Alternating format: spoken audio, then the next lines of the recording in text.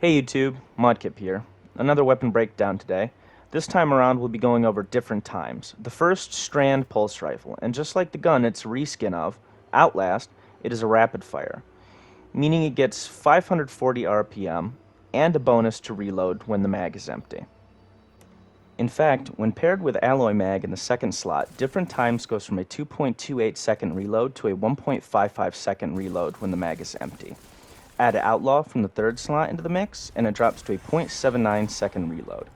Now I also tested all of this stack with the origin trait Unsated Hunger, and it adds reload speed but doesn't affect the reload duration multiplier like Alloy Mag, and therefore adds nothing to the mix. For those that don't know, anything that affects the reload duration multiplier is more useful than adding more reload speed stat, but usually comes with some drawback.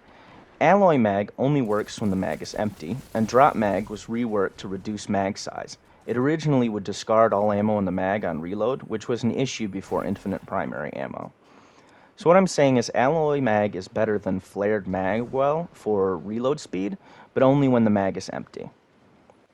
Now with that explanation out of the way, let's talk perks. As always, barrel options might look like there's a lot to work with, but I'd say Hammer Forged, Fluted, and Arrowhead are the only ones worth a consideration, with a heavy leaning towards Arrowhead, as this pulse has a recoil direction of 52 base, meaning bullets just go wherever they please. Mag options are a bit more open, depending on preference. Armor piercing or high cal rounds for PvE, ricochet for PvP, and if you want to, as I mentioned earlier, lean into the intrinsic nature of the rapid fire frame, go with the Alloy Mag. The third slot offers 3 good perks in my opinion. Subsistence for partial reloads, so the fight rarely takes pause as long as you're getting kills. Moving Target is a great PvP perk, as it gives a bump to aim assist, and reduces movement penalties while ADS. And Outlaw, which plays into the insane reload modifiers offered by the rapid fire frame. The fourth slot is entirely preference, as only Focused Fury and Multi-Kill Clip are worth avoiding entirely. My picks, though, would be Adrenaline Junkie, Golden Tricorn, and Threadling for PvE, and Headseeker for PvP. You could also consider Collective Action for PvE or PvP, but it is getting a PvP nerf in the future, and since Different Times is a Strand weapon, you'd want to run it in the Strand subclass, but Tangles have an 8-year cooldown, so you'd have to run it on another subclass to keep Collective Action up more frequently. I'm personally running Alloy, Mag, Outlaw, and Threadling with a range masterwork and a counterbalance stock to get 32 meters of range with a 97 recoil direction. I would also not recommend enhancing any of the perks. The offered enhancements are not adding much to the overall build.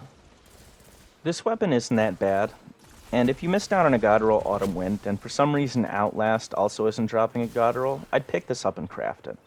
But I also wouldn't really recommend this in general over other rapid-fire pulse rifles, unless you are getting completely bent over by RNG and have no other choice, especially if you wanted one for PvP, as the only PvP perks you can pick are Moving Target and Headseeker. It's okay in PvE, but why use a rapid-fire pulse when you could use an auto rifle or an exotic pulse instead, especially any of the ones that got buffed, like Retrofit or No Time to Explain. All in all, it's good for what it is, but I put this fourth in priority of what to go for this season.